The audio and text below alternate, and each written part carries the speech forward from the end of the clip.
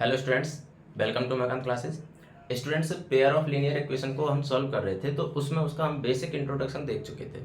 ठीक है, तो आज हम कंसिस्टेंट और इनकंसिस्टेंट क्या होता है और उसके बाद में डिपेंडेंट क्या होता है उसके बारे में बात करेंगे। फिर जैसे कि मैंने आपको बताया था कि मैं एक एग्जाम्पल लूंगा और उस एक एग्जाम्पल को मैं सारे मेथड से सॉल्व करके दिखा दूंगा, ताकि आपको ये चीज़ समझ में आ जाए कि कौन से मेथड को कैसे अप्लाई करना है, और साथ में ये भी आपके लिए क्लियर हो जाए कि चाहे आप मेथड कोई भी अप्लाई करो, उसके लिए आंसर तो आपके पास सेम ही आना है। ठीक है, तो चलिए स्टार्ट करते हैं क्लास को बिना टाइम खराब किए हुए। देखो, सबसे पहले मैं बात कर रहा था किसकी, संगत और असंगत। संगत और असंगत रैखिक समीकरण युग्म आप बोल सकते हो। संगत रैखिक समीकरण युग्म मतलब रैखिक मतलब वही दो चरों वाला रैखिक है ना, और असंगत रैखिक समीकरण युग्म। ठीक है, रैखिक समीकरण युग्म। अगर मैं हिंदी में इंग्लिश में बात करूं तो इंग्लिश में हो जाएगा consistent linear equation, consistent pair of linear equation in two variable. ठीक है, वही मतलब टॉपिक का जो नाम है ना, जो टॉपिक में हम पढ़ रहे हैं, टॉपिक में हम क्या पढ़ रहे हैं, दो चरों वाले रैखिक समीकरण युग्म पढ़ रहे हैं। ठीक है, तो सिमिलरली यहाँ पर भी हम दो चरों वाले रैखिक समीकरण युग्म की ही बात कर रहे हैं। उनमें कौन सा, कंसिस्टेंट और इनकंसिस्टेंट। ठीक है, संगत और असंगत। तो consistent linear equation, linear pair of linear equation, pair of linear equation, और inconsistent pair of linear equation. ठीक है, तो क्या होते हैं ये कंसिस्टेंट और इनकंसिस्टेंट, क्या होते हैं, इसका मतलब क्या है। देखो, मैं आपको सीधी भाषा में बोलूं, ऐसा पेयर ऑफ लीनियर इक्वेशन जिसके सॉल्यूशन हमें मिल जाए वो तो होता है संगत या कंसिस्टेंट, जिसके सॉल्यूशन मिल जाए। ठीक है, तो अब देखो मैं बात कर रहा हूं किसकी, संगत की। संगत का मतलब क्या हो जाएगा, जिसके हल हो। ठीक है, जिसके क्या हो, हल हो, यानी जिसके सॉल्यूशन अवेलेबल हो। ठीक है, जिसके सॉल्यूशन अवेलेबल हो। और असंगत का मतलब क्या होगा, जिसके हल ना हो, हल ना हो, इसका मतलब नो सॉल्यूशन। क्लियर है, नो सॉल्यूशन। अब इन दोनों में क्या फर्क है, देखो, जिसके हल होंगे वो तो संगत होगा यानी कंसिस्टेंट होगा, जिसके हल नहीं होंगे वो असंगत होगा यानी इनकंसिस्टेंट होगा। अब हल किसके होते हैं ये तो आपको पता है, हमने जब पहली क्लास में देखा था तो हमारे पास तीन कंडीशन बनी थी, और वो तीन कंडीशन कौन सी थी कि या तो दोनों पेयर ऑफ लीनियर इक्वेशन है उन दोनों के यूनिक हल होगा, यूनिक सॉल्यूशन होगा, मतलब अद्वितीय हल होगा, और या फिर कोई हल नहीं होगा, और या फिर अनंत हल होंगे। तो मतलब हमारे पास तीन कंडीशन कौन सी बनी थी, तीन कंडीशन बनी थी। देखो, एक तो ये थी कि दोनों रेखाएं कैसी हो, पैरेलल हो। ठीक है, पैरेलल लाइंस यानी समांतर रेखा, एक कंडीशन तो ये थी। दूसरी कंडीशन क्या थी कि इंटरसेक्टिंग लाइन हो। ठीक है, इंटरसेक्टिंग लाइन हो, इंटरसेक्टिंग यानी प्रतिच्छेदी रेखाएं हो, एक कंडीशन ये थी। और एक कंडीशन क्या थी, एक कंडीशन थी कि कोइंसिडेंट लाइन हो, यानी संपाती रेखाएं हो, संपाती रेखाएं हो। ये तीन कंडीशन थी। और आपको पता है कि समांतर रेखाओं में कोई हल नहीं होता है। ठीक है, और प्रतिच्छेदी रेखाओं में अद्वितीय हल होता है, और संपाती रेखाओं में अनंत हल होते हैं, अनंत हल होते हैं। ठीक है, इसका मतलब इसमें तो नो सॉल्यूशन, नो सॉल्यूशन। ठीक है, और इसमें यूनिक सॉल्यूशन, यूनिक सॉल्यूशन, और इसमें infinitely many solution, infinitely many solution. तो इसका मतलब ये हुआ, जब हम कंसिस्टेंट और इनकंसिस्टेंट की बात करेंगे तो देखो, हम बोल रहे हैं कि इनकंसिस्टेंट में यानी असंगत में कोई हल नहीं होता है। तो इसका मतलब ये हुआ कि समांतर रेखाएं, समांतर रेखाओं का जो पेयर होता है वो हमेशा कैसा होगा, इनकंसिस्टेंट होगा। क्लियर है, पैरेलल लाइंस का जो पेयर होगा वो हमेशा कैसा होगा, इनकंसिस्टेंट होगा। और इसमें कंसिस्टेंट में क्या बोल रहे हैं, कंसिस्टेंट में बोल रहे हैं कि इसमें सॉल्यूशन होना चाहिए, ये नहीं बोला कितने होने चाहिए, इसने बोला सॉल्यूशन होना चाहिए। अब सॉल्यूशन होना चाहिए तो देखो सॉल्यूशन तो अद्वितीय में अद्वितीय सॉल्यूशन होता है, मतलब प्रतिच्छेदी रेखाओं में भी सॉल्यूशन होता है, और अनंताल होते हैं यानी कोइंसिडेंट लाइन में भी इनका सॉल्यूशन होता है। तो इसका मतलब होगा कि इंटरसेक्टिंग लाइन और कोइंसिडेंट लाइन ये दोनों कंडीशन किसकी हो जाएंगी, फिर कंसिस्टेंट की हो जाएंगी। तो हमेशा ध्यान रखना कि इंटरसेक्टिंग लाइन और कोइंसिडेंट लाइन यानी प्रतिच्छेदी और समांतर रेखाएं वो तो होंगे हमेशा कैसी, प्रतिच्छेदी और संपाती रेखाएं, समांतर नहीं, प्रतिच्छेदी और संपाती रेखाएं हमेशा कैसे होंगे, संगत रैखिक समीकरण युग्म बनाएंगे, ठीक है, यानी consistent pair of linear equation बनाएंगे। और जो पैरेलल लाइन होंगी वो हमेशा कैसे बनाएंगे, असंगत बनाएंगे, ठीक है। तो अगर आपसे पूछ लिया जाए कि आपको कोई पेयर ऑफ लीनियर इक्वेशन दे दिया और पूछ लिया कि कंसिस्टेंट है या इनकंसिस्टेंट है, तो आप पहले उनके ये चेक करो कि पैरेलल लाइन है या कोइंसिडेंट लाइन है या फिर इंटरसेक्टिंग लाइन है, और उसके बेस पर आप उसका आंसर करोगे। क्लियर है? तो उम्मीद कर रहा हूं कि कंसिस्टेंट और इनकंसिस्टेंट समझ में आ चुके होंगे आपके, ठीक है। अब हम चलते हैं कि डिपेंडेंट का मतलब क्या था, मैं जैसे बात कर रहा था डिपेंडेंट की, तो डिपेंडेंट का मतलब क्या होता है, देखो डिपेंडेंट का मतलब होता है जैसे आप संपाती वाली कंडीशन अगर लोगे यानी कोइंसिडेंट वाली कंडीशन लोगे, तो कोइंसिडेंट में क्या था, a1/a2 equals to b1/b2 equals to c1/c2, यही था। कोइंसिडेंट लाइन में यही था, तीनों रेशियो इक्वल होते थे। तो इसको हम क्या बोल देते हैं, इसको हम बोल देते हैं क्या, डिपेंडेंट, ठीक है, यानी आश्रित। तो देखो अगर मैं बात करूं किसकी, संपाती की, संपाती रेखाएं, संपाती रेखाएं यानी संपाती रेखाओं को हम क्या बोल सकते हैं, कोइंसिडेंट, कोइंसिडेंट लाइन, ठीक है, कोइंसिडेंट लाइन। अब कोइंसिडेंट लाइन में आप देखते हो संपाती रेखाओं में जो हमारे पास रिलेशन आता है वो क्या आता है, a1/a2 equals to b1/b2 equals to c1/c2, ये कंडीशन आती है, ठीक है। कोइंसिडेंट या कोइंसाइड लाइन भी बोलते हैं इनको, है ना। तो a1/a2 equals to b1/b2 equals to c1/c2, तो ये कंडीशन होती है इनमें। अब इसको ही हम क्या बोल देते हैं, आश्रित या डिपेंडेंट बोल देते हैं, ठीक है, आश्रित या डिपेंडेंट, डिपेंडेंट। तो ये मैंने आपको इसलिए बताया कि कभी कभार, बहुत कम चांस होते हैं लेकिन कभी कभार पूछ लिया जाता है कि इनमें से कंसिस्टेंट या इनकंसिस्टेंट कौन से हैं या फिर डिपेंडेंट कौन से हैं, तो वो चीज़ें आपसे पूछ ली जाती है। तो अगर कंसिस्टेंट की बात आएगी तो संपाती रेखा और साथ में संपाती रेखा के साथ में कौन सी, प्रतिच्छेदी रेखा, ठीक है। और उसके बाद में इनकंसिस्टेंट की बात आएगी तो समांतर रेखा, और डिपेंडेंट की बात आएगी तो वापस संपाती रेखा। ये चीज आपको ध्यान रखनी है, ठीक है। ओके, अब मैं एक एग्जांपल ले लेता हूं और उस एग्जांपल को हम सभी मेथड से सॉल्व करेंगे, तो उसके बाद में फिर आपको ये चीजें अच्छे से क्लियर हो जाएंगी, ठीक है। तो देखो जैसे मान लो मैं एक एग्जांपल ले लेता हूं, और एग्जांपल मैंने ले लिया, जैसे मान लो x + 3y = 7 and 2x + 5y = 9।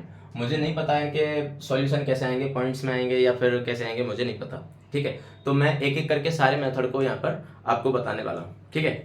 तो चलिए पहले हम अलजेब्रिक मेथड ले लेते हैं, अलजेब्रिक मेथड से सॉल्व करते हैं, फिर उसके बाद में ग्राफिकल मेथड ले लेंगे, ठीक है। तो चलिए सबसे पहले मैं बात कर लेता हूँ, चलो विलोपन विधि की, है ना, विलोपन विधि यानी एलिमिनेशन मेथड, एलिमिनेशन मेथड। अब देखो एलिमिनेशन मेथड या विलोपन विधि क्या है, एलिमिनेशन का मतलब क्या होता है, एलिमिनेशन का मतलब होता है एलिमिनेट करना, एलिमिनेट करना मतलब हटाना, गायब करना। सिमिलरली हिंदी में देखोगे विलोपन, विलोपन का मतलब विलोप करना, विलोप करना मतलब गायब करना। मतलब आपको क्या करना है कि ये जो आपके पास pair of linear equation in 2 variable दिया हुआ है, उसमें से आपको एक वेरिएबल को गायब करना है। अब गायब करने का मतलब ये नहीं है, गायब करने का मतलब कहीं ऐसे मत ले लेना कि आपने लिख दिया कि सर 3y = 7 और 5y = 9 हो गया गायब। नहीं, हम मैथमेटिक्स में अपनी मर्जी से कुछ भी नहीं कर सकते, समझ में आया। मैंने आपको हमेशा एक ही चीज बोली है कि आप मैथमेटिक्स में कोई भी ऐसा ऑपरेशन अपनी मर्जी से नहीं कर सकते जिसमें उसकी वैल्यू चेंज हो जाए, क्लियर है। तो आप ये काम तो कर ही नहीं सकते, है ना, कि आप ऐसे डायरेक्ट गायब कर दो। तो फिर इसका मतलब है कि गायब करने का कोई एक मेथड होगा जो हम इस पर कोई मतलब ऐसी कंडीशन अप्लाई करें कि गायब भी हो जाए और उसकी वैल्यू भी चेंज ना हो, क्लियर है।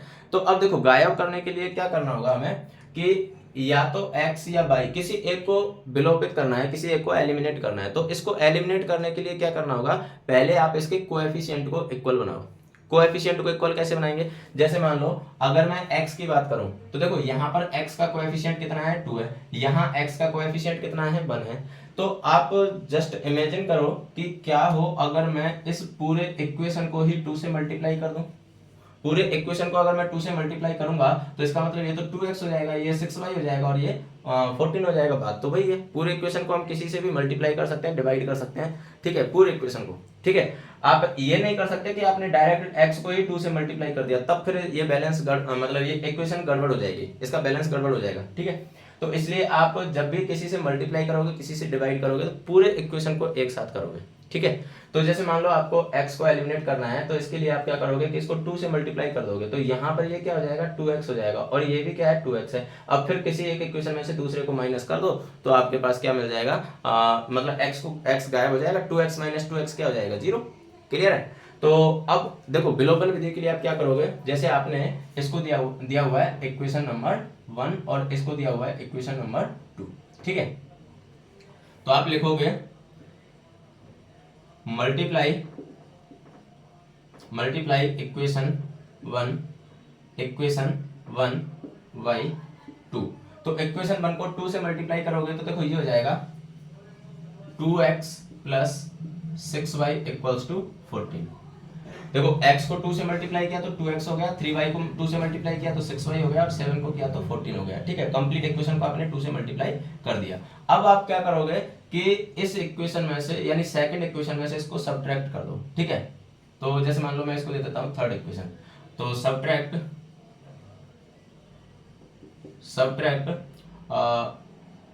Equation 2 from equation 1, sorry from equation 3। इस इक्वेशन में से आप इसको सब्ट्रैक्ट कर रहे हो, ऐसा कोई जरूरी नहीं है, आप इसमें से इसको कर दो, कोई प्रॉब्लम नहीं है ना। तो कहने का मतलब है भाई देखो यहाँ पर भी 2x और यहाँ पर भी 2x है, आप x को एलिमिनेट कर रहे हो। दिमाग में ये चीज आपके आई होगी कि x को ही क्यों कर रहे हैं, y को क्यों नहीं किया। बिल्कुल y को कर सकते हैं, कोई इशू नहीं, मैं आप इस चीज पर भी आऊंगा, टेंशन ना ले, है ना। तो अब देखो, अब आप क्या कर रहे हो, इक्वेशन 2 में से 3 को सब्ट्रैक्ट कर रहे हो। तो देखो सब्ट्रैक्ट कैसे करते हैं, इक्वेशन 2 क्या थी अपने पास 2x plus 5y equals to 9, और इक्वेशन 3 क्या थी 2x plus 6y equals to, अच्छा थर्ड में से थर्ड में से सब्ट्रैक्ट कर रहे हैं, सॉरी। तो 2x plus 6y equals to 14, और सेकंड इक्वेशन थी 2x plus 5y equals to 9।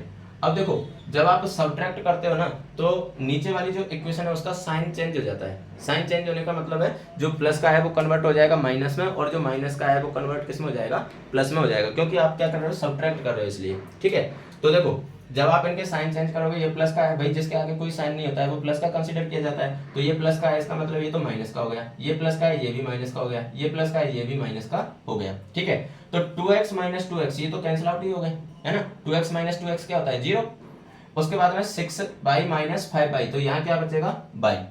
भाई 6 माइनस 5 क्या होता है 1 y को हम जनरली y लिखते हैं। ठीक है, इक्वल्स टू 14 माइनस 9, तो ये कितना आ गया 5। आपके पास y की वैल्यू आ गई कितनी 5। अब आप y की ये वाली वैल्यू उठा के या तो आप इक्वेशन 1 में रख दो, या 2 में रख दो, या 3 में रख दो, किसी भी इक्वेशन में रख सकते हो आप। ठीक है, तो मान लो मैं बोलता हूँ कि put y equals to 5 in equation 2। किसी भी इक्वेशन रख सकते हो, जरूरी नहीं है जैसे मैंने 2 में रखा है तो ऐसा कोई जरूरी नहीं है कि नहीं आप भी इसे 2 में रखो, ऐसा कोई जरूरी नहीं है ना। तो जैसे देखो ये हो जाएगा 2x प्लस 5 इंटू वाई की जगह 5 इक्वल्स टू 9, तो ये हो जाएगा 2x प्लस 25 इक्वल्स टू 9, तो 2x इक्वल्स टू 9 माइनस 25। भाई प्लस का था तो इधर आके माइनस का हो गया, तो 2x इक्वल्स टू कितना आ जाएगा, और 25 में से 9 को माइनस करेंगे तो 16, लेकिन माइनस का, क्योंकि छोटे में से बड़े नंबर को माइनस कर रहे हैं। ठीक है, तो x इक्वल्स टू कितना आ जाएगा माइनस 16 अपॉन 2, यानी कितना आ गया माइनस का 8। तो x की वैल्यू -8 और y की वैल्यू 5। तो ये इसके सॉल्यूशन होंगे। आपके पास जो फाइनल सॉल्यूशन आया वो क्या आया, x इक्वल्स टू -8 और y इक्वल्स टू 5। ये आपके पास फाइनल सॉल्यूशन आए। क्लियर है। तो उम्मीद कर रहा हूँ कि ये चीज़ समझ में आई होगी आपके।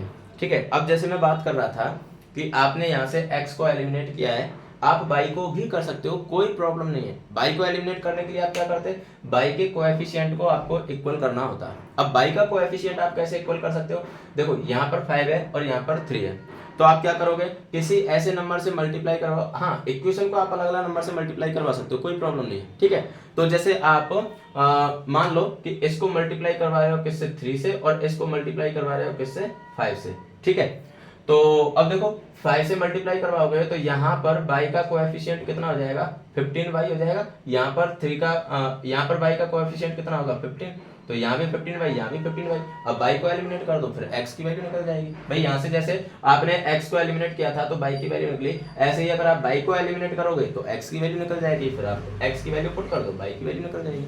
तो आप कैसे भी कर सकते हो। ये मेथड होता है एलिमिनेशन मेथड, यानी विलोपन विधि। और विलोपन विधि इसीलिए कहते हैं इसे, या एलिमिनेशन मेथड इसीलिए कहते हैं क्योंकि यहाँ से किसी भी एक वेरिएबल को एलिमिनेट करके फिर दूसरे वेरिएबल की वैल्यू निकाली जाती है,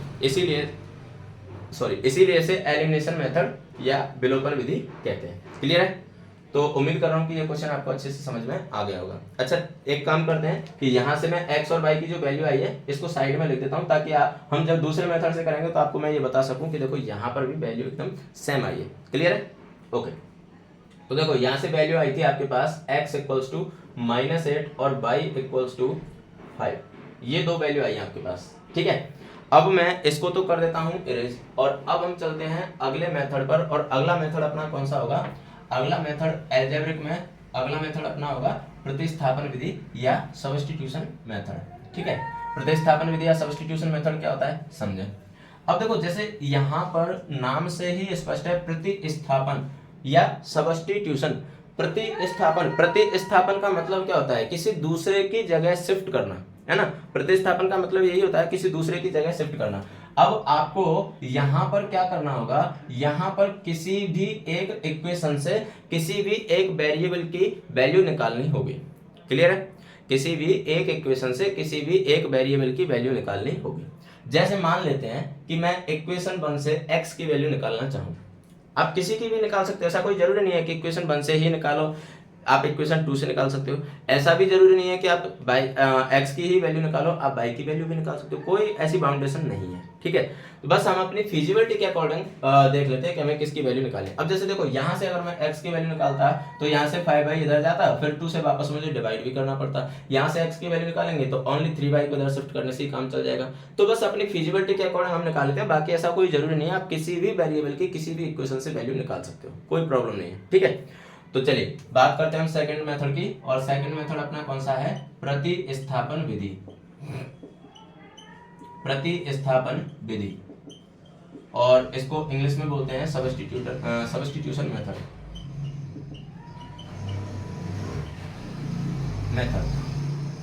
क्लियर है, तो देखो मैं यहां पर लिख सकता हूं बाय इक्वेशन 1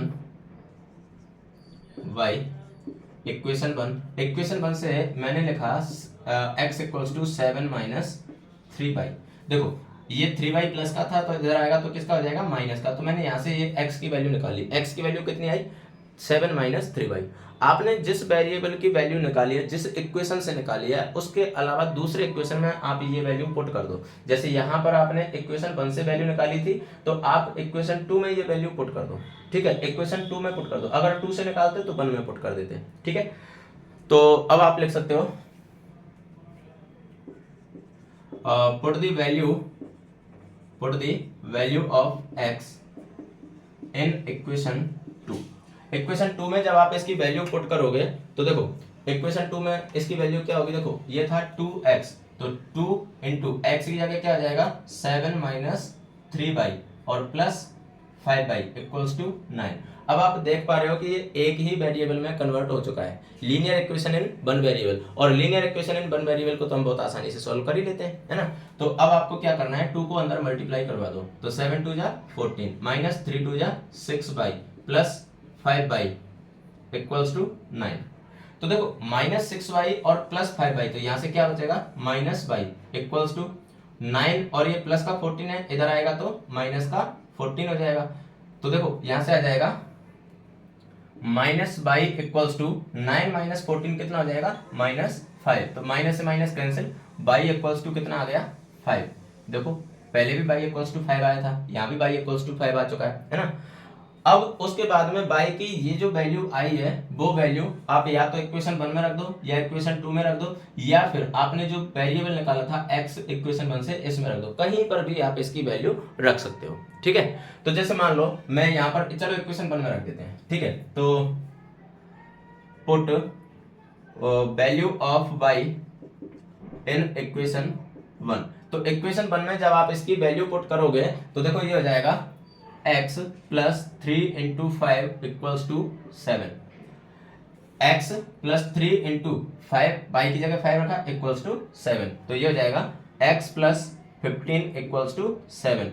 तो x equals to 7 minus 15, x equals to कितना आ गया -8। x की वैल्यू -8 आ गई, y की वैल्यू 5 आ गई। आप पहले भी देख पा रहे थे x की वैल्यू -8 थी और y की वैल्यू कितनी थी 5 थी। जो हमने एलिमिनेशन मेथड से निकाला था तब भी यही वैल्यू आई थी, और अब हमने सब्स्टिट्यूशन मेथड से निकाला है तब भी यही वैल्यू आई है।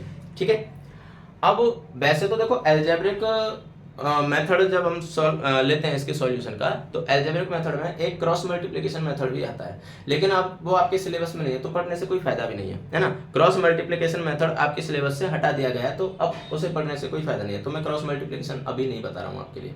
ठीक है, अब हम चल रहे हैं कौन से मेथड पर, ग्राफिकल मेथड पर। क्लियर है? देखिए अब ग्राफिकल मेथड के लिए हम क्या करेंगे, हमें इसका ग्राफ बनाना पड़ेगा। ठीक है, और ग्राफ कैसे बनाते हैं, ग्राफ बनाने के लिए आपको क्या करना है, दोनों इक्वेशन को मतलब दोनों इक्वेशन में एक वेरिएबल की वैल्यू पुट करके दूसरे वेरिएबल की वैल्यू निकालनी है और फिर उनसे ग्राफ बनाना है। ठीक है, तो देखो ग्राफ कैसे बनाते हैं, उसके लिए एक एक इक्वेशन को अलग अलग सॉल्व करेंगे और उनसे हम क्या बनाएंगे, टेबल बनाएंगे। ठीक है, और टेबल में मैं रिकमेंड करूंगा कि आप 3 कोऑर्डिनेट लो। ठीक है, 3 कोऑर्डिनेट लो, बाकी आप 2 भी लोगे तो चल जाएगा काम, बट मैं रिकमेंड करूंगा कि 3 लो। अब देखो कैसे, जैसे आप इक्वेशन 1 का ग्राफ बना रहे हो, ठीक है, बाई इक्वेशन 1, तो आपको क्या करना है, आपको इक्वेशन दे रखा है x plus 3y equals to 7। ठीक है, ये मैं आपको लिख देता हूं कौन सा मेथड यूज कर रहे हैं हम, ग्राफीय विधि। ठीक है, ग्राफीय विधि यानी ग्राफिकल मेथड, ग्राफिकल मेथड। ठीक है, अब ग्राफीय विधि में आप जैसे इक्वेशन 1 लिया आपने, तो इक्वेशन 1 से जैसे 3y को आप इधर ले जाओ तो x इक्वल्स टू हो जाएगा 7 माइनस 3y। अब आप क्या करो कि y की कोई भी वैल्यू पुट करोगे तो आपको x की वैल्यू मिल जाएगी। तो इस तरीके से आपको एक टेबल बनानी है। ठीक है, तो देखो यहां पर इसके लिए मैं टेबल यहां बना देता हूं।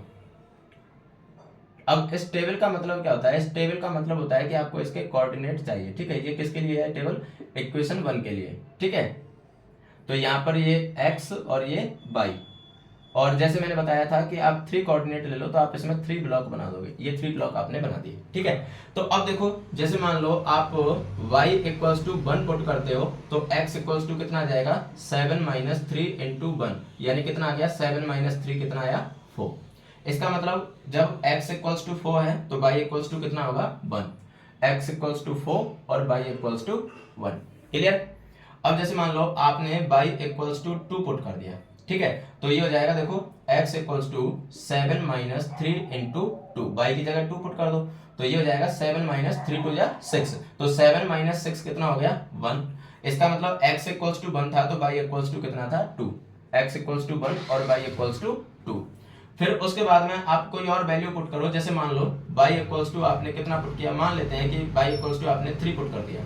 तो ऐसा भी कोई जरूरी नहीं है कि 1 2 3 ही पुट करो, आप अपनी फिजिबिलिटी के अकॉर्डिंग पुट कर सकते हो, ऐसा कोई जरूरी नहीं है। कोऑर्डिनेट्स तो इनफाइनाइट होते हैं, आपको पता है कि किसी भी लाइन पर इनफाइनाइट पॉइंट्स होते हैं, तो जब इनफाइनाइट पॉइंट्स होते हैं तो आप इन पर इनफाइनाइट ये कोऑर्डिनेट ले सकते हो, कोई इशू नहीं है। ठीक है, आप अपने मन से कोई भी नंबर डाल सकते हो।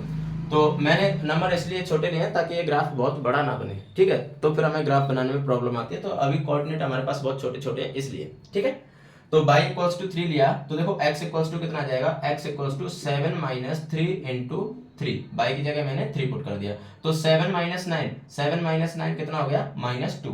इसका मतलब जब x इक्वल्स टू -2 था तो y इक्वल्स टू कितना था 3 था। ये इक्वेशन बन के लिए आपके पास टेबल बन के रेडी। क्लियर? ओके, अब हम इक्वेशन 2 के लिए भी टेबल बनाते हैं, फिर दोनों का एक साथ ग्राफिकल रिप्रेजेंटेशन करेंगे। ठीक है, तो इसको मैं इरेज कर देता हूँ। टेबल हमारे काम की है तो टेबल को अभी हम इरेज नहीं कर सकते। ठीक है, चलिए, तो इसको मैंने इरेज कर दिया। अब हम लेते हैं इक्वेशन नंबर 2। ठीक है, देखो इक्वेशन 2 की टेबल मैं यहीं पर बना देता हूं। ये x और ये y, इसके लिए भी 3 कॉलम बना देते हैं। ठीक है, ये किसके लिए है? इक्वेशन 2 के लिए। तो अब देखो इक्वेशन 2 क्या है आपके पास? 2x plus 5y equals to 9।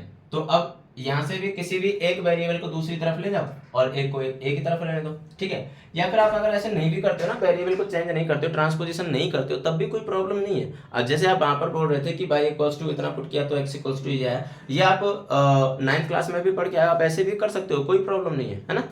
ठीक है, तो अब देखो जैसे मान लो मैंने बाई, चलो मैं इसको ऐसे बता देता हूँ, वहां पर मैंने पुट करके बताया था, यहाँ पर ऐसे बता देता हूँ।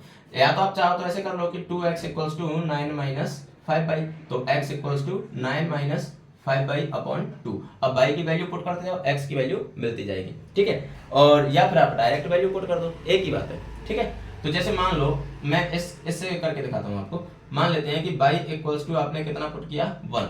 तो y इक्वल्स टू जब आप 1 पुट करोगे तो x इक्वल्स टू कितना आ जाएगा? 9 माइनस 5 इंटू 1 अपॉन 2, यानी 9 माइनस 5 अपॉन 2, और 9 माइनस 5 कितना होता है? 4 अपॉन 2, यानी कितना आ गया? 2। तो जब आपने y इक्वल्स टू 1 पुट किया तो x इक्वल्स टू कितना आया? 2। तो x की जगह 2 और y की जगह 1। ये जरूर ध्यान रखना है कि टेबल जो आप बना रहे हो, इस टेबल में आप उल्टा सीधा मत कर देना, कहीं गलती से x की जगह 1 और y की जगह 2 पुट कर दिया तो ये पूरा इक्वेशन ही गलत हो जाएगा, फिर पूरा ग्राफ गलत हो जाएगा और आपका आंसर भी गलत ही आएगा। तो इस चीज का आप विशेष ध्यान रखें।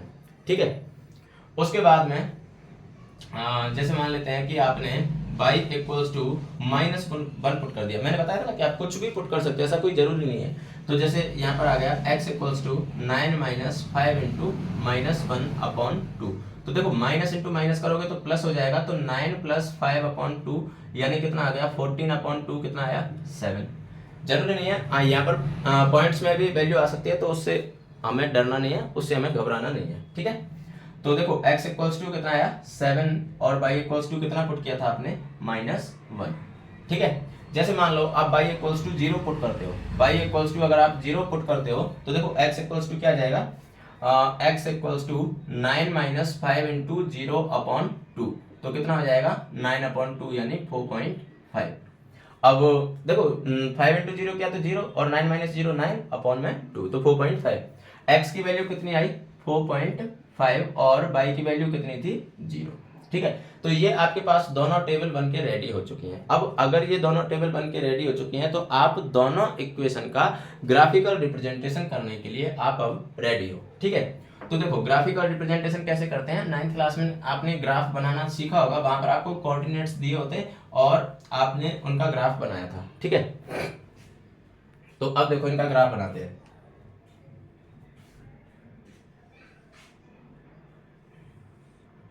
ये दोनों एक्सिस हो गए, ये हो गया एक्स एक्सिस और इधर ये एक्स डैश, और ये हो गया वाई एक्सिस और ये वाई डैश।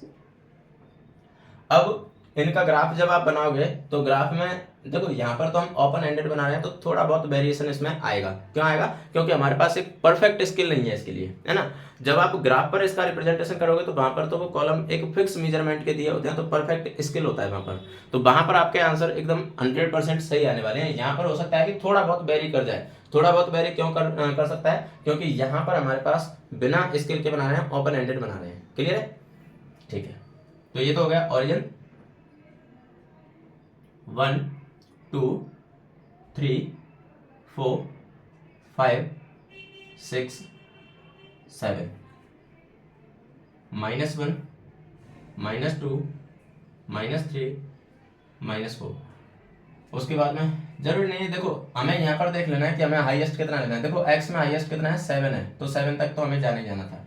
ठीक है, नेगेटिव में देखो तो x में नेगेटिव कितना है? -2 है, हाईएस्ट मैंने -4 तक ले लिया, कोई प्रॉब्लम नहीं है। ठीक है, y में अगर आप देखोगे तो y में हाईएस्ट कितना है? 3 है, तो एटलीस्ट आपको 3 तक तो जाना ही जाना है ना। तो देखो 1 2 3 4, ठीक है, नेगेटिव में ले लो तो ये हो जाएगा -1 -2 -3। ठीक है, अब ये दोनों टेबल को आपको इस पर रिप्रेजेंट करना है। तो देखो कैसे रिप्रेजेंट करोगे।